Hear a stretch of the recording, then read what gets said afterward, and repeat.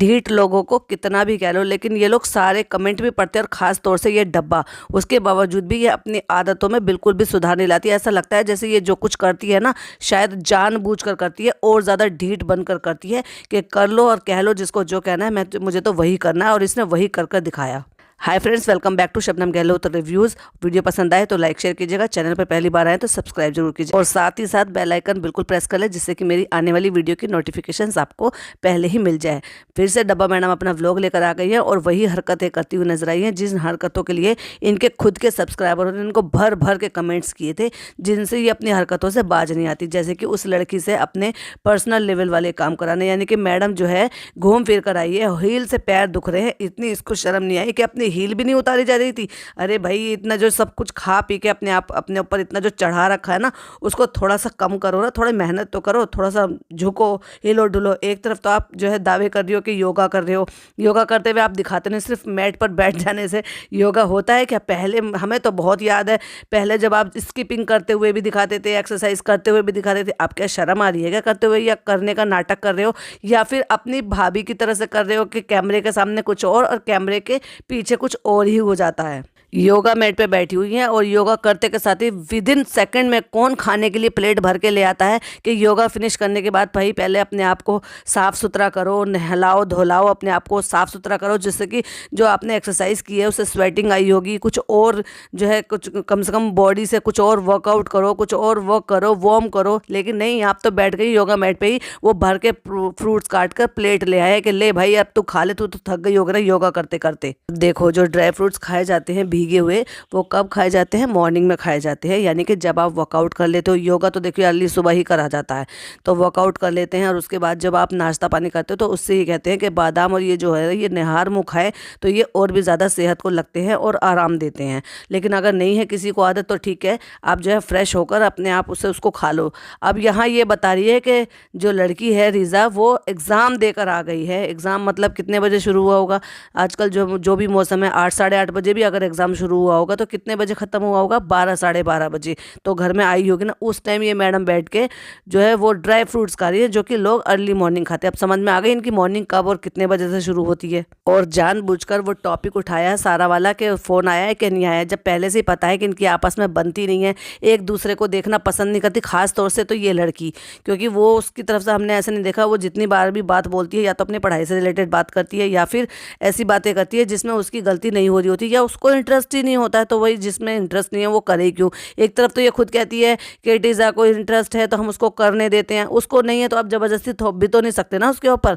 तो आप ये जानबूझकर टॉपिक लेकर आते हो ताकि लोग उस टॉपिक पर फिर से बात करें, और ये फिर पॉइंट आउट हो जाए ये टॉपिक के देखो इनकी नहीं बनती है, और वहाँ जाने के बाद उसने फ़ोन तक नहीं किया और बात तक नहीं हुई। और अगर आप गौर फरमाएंगे तो जनाब 2.0 है ना, बहुत अच्छी उनकी ट्रेनिंग चल रही है। हालांकि वो अंडर 18 है, तो मे भी शायद अभी जिम उनको अलाउड नहीं होगा, लेकिन घर में अगर ट्रेडमिल होता है तो ट्रेडमिल किया जा सकता है, रनिंग की जा सकती है। तो रनिंग के लिए घर से बाहर नहीं जाएगा। वो रनिंग कहाँ पे कर रहा था? घर पे। आपने अगर देखा होगा तो डब्बा के व्लॉग में वो ऊपर रनिंग कर रहा था, और क्या खा रहा था? वही ड्राई फ्रूट जो वो डब्बा मैडम बैठ कर खा रही है। अरे भाई, जब उसको तो अभी इतनी ज़्यादा खास ज़रूरत भी नहीं है ना, अभी उसका हाई स्कूल भी नहीं आया है, और जो लड़की दुनिया भर की इतनी अपनी बीमारी और इन सब चीज़ों से ग्रस्त है, जिसको आने वाले वक्त में और भी ज़्यादा परेशानियों का सामना किया जा सकता है, उसकी तरफ इतनी तवज्जो क्यों नहीं दे रही? क्यों इतना भेदभाव करते हो लड़के की वजह से? और हमने तो भाई देखा है, नोटिस किया है कि आपके यहाँ पे ना बॉयज़ और गर्ल्स में बहुत ज़्यादा भेदभाव होते हैं, और प्रायोरिटी जो दी जाती है ना वो बॉयज़ को ही ज़्यादा दी जाती है। और यही आप जो दिखा भी रहे हो, फिर चाहे वो जनाब मैडम हो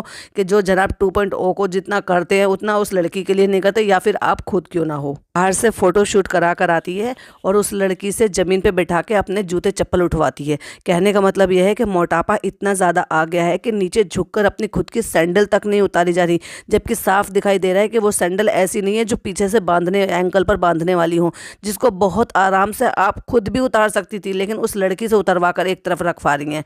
वाह भाई वाह, ये बहुत अच्छी परवरिश दे रहे हो, और बहुत अच्छा भेदभाव करके नज़र आ रहा है। और जो लोग आकर मुझे कहते हैं ना कि तुम जलते हो, तुम जेलस हो, तुम ये हो, तुम वो हो, तरक्की।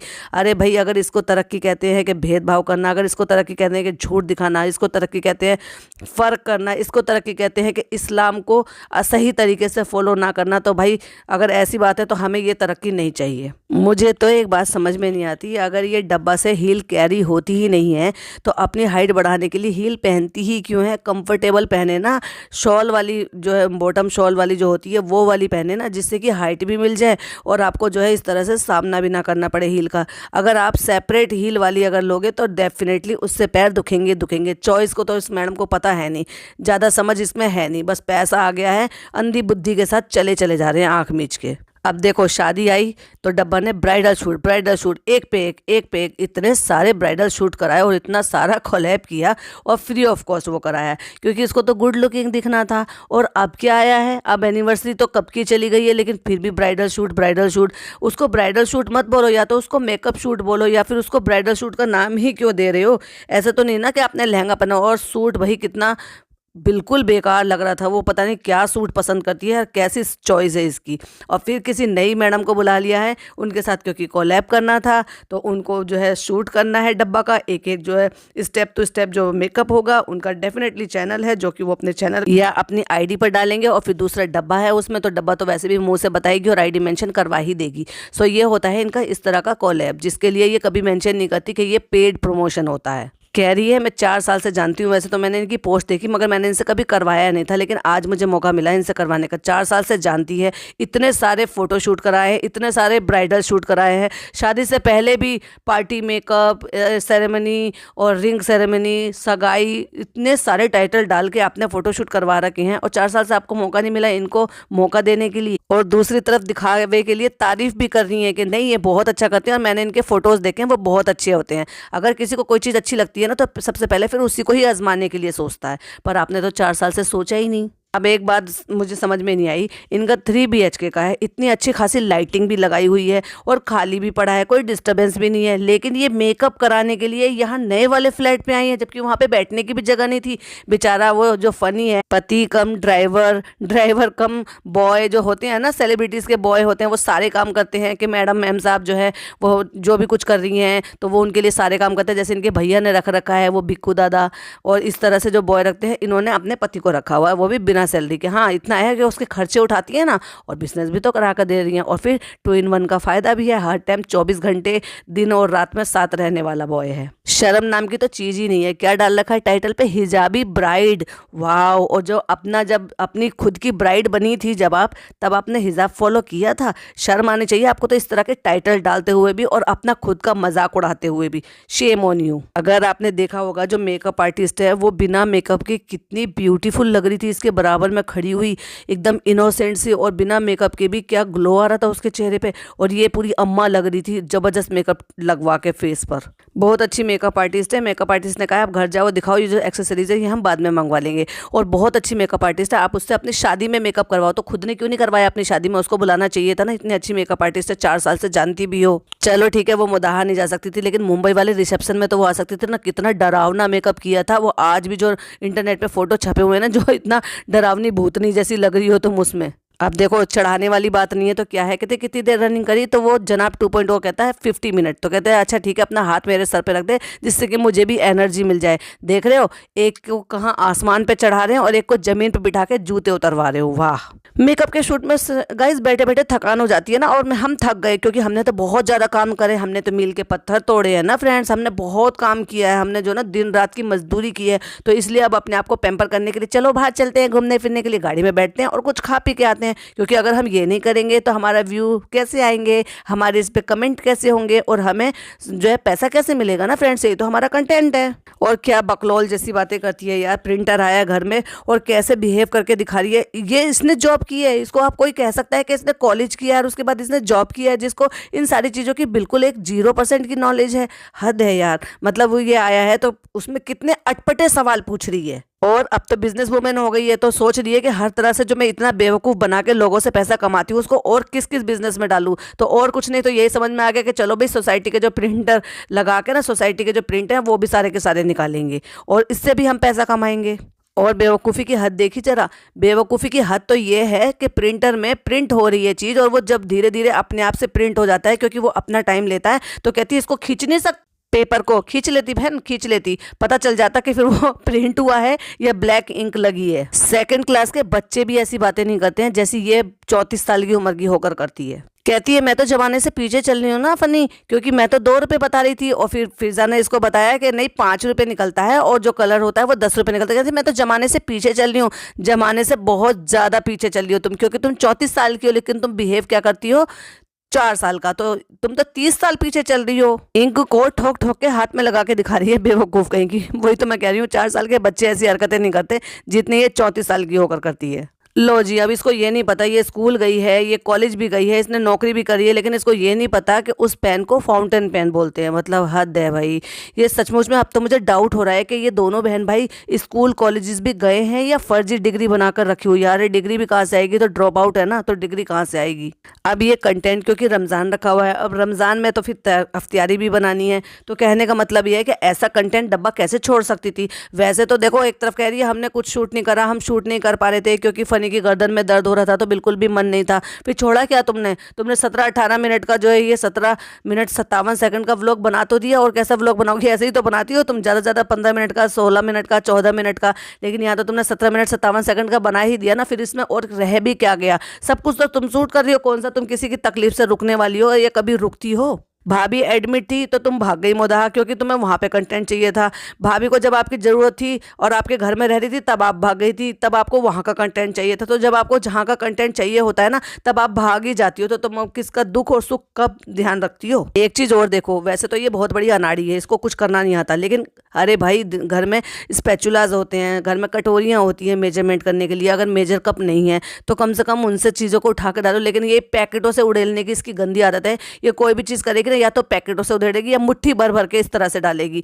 नॉर्मली तो क्या होता है, आप बहुत अच्छी तरीके से हाइजीन को मेंटेन करते हो, अगर आप चीनी भी हाथ से उठाकर डाल रहे हो, मेरे ख्याल से तो 90% जो समझदार लोग होंगे ना वो डेफिनेटली स्पून या स्पैचुला या कटोरी या कोई भी चीज़ ऐसी इस्तेमाल करेंगे जिससे कि वो अपने हाथ गंदे ना करें। लेकिन ये सब चीज़ों में हाथ डालती है। फिर चाहे वो केक का बैटर हो, उसमें उंगली डिप करके सबको चटवा दी थी, फिर उसी केक को बना के सबको खिला भी दिया। अब लोग नाक में उंगली डालते हैं, कान में उंगली डालते हैं, ये छी कितना गंदा लगता है, लेकिन इसको गंदगी नहीं लगती। अब बेचारी को पनीर के पकोड़े खाने थे तो पनीर के पकोड़े बना रही, लेकिन फनी का तो यहाँ नहीं रुकने वाला। फनी को तो प्याज के चाहिए, आलू के चाहिए, और फिर बनाओ, क्योंकि वो चाहे टाइम हो या ना हो लेकिन बनाओ। तो आजकल हम देख रहे हैं फनी की फरमाइशें कुछ ज़्यादा बढ़ गई हैं। पकोड़े कढ़ाई से निकाल रहा है और पूछ रही है कैसे बन रहे हैं, तो कहते हैं जिंदगी में पहली बार तुमने कुछ अच्छा काम किया है। फनी को भी पता चल गया कि तुम कितने पानी में हो, कौन सा काम अच्छा कर सकती हो और कौन सा काम हमेशा ही गलत करती हो। अब देखो भाई, ये 17 साल का हो गया है लड़का, लेकिन इसने रमज़ान नहीं रखा। क्यों नहीं रखा भाई, बाकी सब ने रखा है तो इसको भी रखवाना चाहिए था, लेकिन इसके लिए सारी चीज़ों की रियायत है, तो इसलिए जो भी चीज़ें बना रही है ना वो सब कुछ इससे चखवा रही है। और देखा आपने, आजकल भाभी जो है वो डब्बा का बहुत ध्यान रख रही है और डब्बा जो है वो भाभी का बहुत ध्यान रख रही है। अब जो है ना फिर वापस से हम साथ साथ है का नाटक शुरू हो गया है कि चलो भैया भाभी के यहाँ पे पहुँचवा देते हैं वहाँ पर। और इतने ही था, और रमज़ान रख रहे थे और ऐसे कंटेंट को कैसे छोड़ सकते थे। बुला लिया होता और पहली बार कोई ऐसा चांस पड़ा था तो उस लड़के को भी टोपी लगा के, जैसे कि मैडम हमेशा ही इस मौके की तलाश में रहती हैं, टोपी पहना के उसको रू बेबी को भी बिठा लिया होता और साथ में रमज़ान जो है वो खोल लिया होता तो और भी ज़्यादा अच्छा लगता। लेकिन नहीं, वो तो मैडम है ना, तो मैडम के लिए जो प्लेट लगाकर वो ऊपर ही भिजवाई जा रही है। चटाई पे कुछ गिरा दिया तो उसको डांटने की बजाय यही काम अगर फिजा कर देती ना, उसको डांट डांट के भर देती, लेकिन उसने कर दिया है क्योंकि वो तो प्यारा भाई है, प्यारा भैया है, तो उसने गिरा दिया तो कोई बात नहीं। कहती है कोई बात नहीं इसने गिरा दिया, लेकिन ये बेचारा हेल्प करने की कोशिश करते। बेचारा रियली टाइटल में डाला है रूहान आया हमारे घर, तो कहने का मतलब ये है कि कंटेंट जो है बटोरना शुरू कर लिया है मैडम ने। और पहली बार मैडम ने इतना बड़ा दिल करके बुआ के घर भतीजे को भेज दिया और खुद नहीं आई। वाह, क्लैपिंग होनी चाहिए भाई, मैडम ने इतना बड़ा दिल कर लिया और फाइनली जो है इतना सोचा कि चलो बच्चे को बाहर भेजना चाहिए, और वो जो है बुआ के घर बेबी आ गया है। किसके साथ? चाचू के साथ। और उसे बता रही है मतलब जैसे बच्चे को सब समझ में आ रहा है कि रूहान तुम यहाँ पर आए थे पहली बार। और दादी को देखा, दादी लोग ऐसे कैसे बिहेव कर रही हैं इनकी, मुझे यही समझ में आती है इनका ये कैसी दादी हैं। और कोई होती तो लपक के सबसे पहले बच्चे को गोद में लेती, ताली बजा बजा के उसको दूर से खिला रही है जैसे अपना नहीं पड़ोस का बच्चा है, और वो ये इनकी मुंह बोली दादी लगती हैं। और देखो तीसरा व्लॉग आ गया है, लेकिन वो जो कपड़े हैं ना, वो जो मेल लोगों ने किए हैं वो नहीं भेजे। छांट के जो अच्छे कपड़े हैं, बढ़िया बढ़िया से कपड़े हैं, वो सारे के सारे छांट कर दे दिए गए हैं खाला को, जंबो भर भर के। वो आई थी 1 सूटकेस लेकर और गई है 3 सूटकेस लेकर, 3, और मेरे ख्याल से शायद कोई बैग भी था। तो कहने का मतलब ये है कि वो अभी तक नहीं दिया, और खड़े होकर जो है भाभी की तरह से अब लेक्चर देना भी शुरू कर दिया है कि हम इसलिए व्लॉग नहीं बना रहे थे क्योंकि फ़नी की तबीयत ठीक नहीं थी, फ़नी की गर्दन में दर्द हो रहा था। मुझे एक बात समझ में नहीं आता, फ़नी को आजकल आजकल क्या, मैंने तो यही देखा है कि ये पहले भी ऐसे ही रहता था। कभी इसके पेट में दर्द है, कभी इसकी कमर में दर्द है, कभी इसकी गर्दन में दर्द है, कभी इसको पैर में चोट लग जाती है। ये क्या है? ये माँ बाप को छोड़ने का कर्मा है क्या जो ये भुगत रहा है? ये मुझे ऐसा लगता है कि आपको भी ऐसा लगता है? प्लीज़ मुझे कमेंट में ज़रूर बताइएगा, क्योंकि मैंने तो यही सुना है कि अगर माँ बाप का दिल दुखाओगे या किसी माँ के आंसू अपनी औलाद की वजह से निकले हैं ना, तो ऊपर वाला उसको सज़ा ज़रूर देता है। और ये तो भाई बस क्या ही इनको कहें, अल्लाह ही मालिक है इनका। तो ये था मेरा एक रिएक्शन। वीडियो पसंद आए तो लाइक शेयर कीजिएगा, चैनल पर पहली बार आए तो सब्सक्राइब जरूर कीजिएगा। मिलती हूँ एक और नई वीडियो के साथ। टिल देन बाय बाय, अल्लाह हाफिज़, टेक केयर।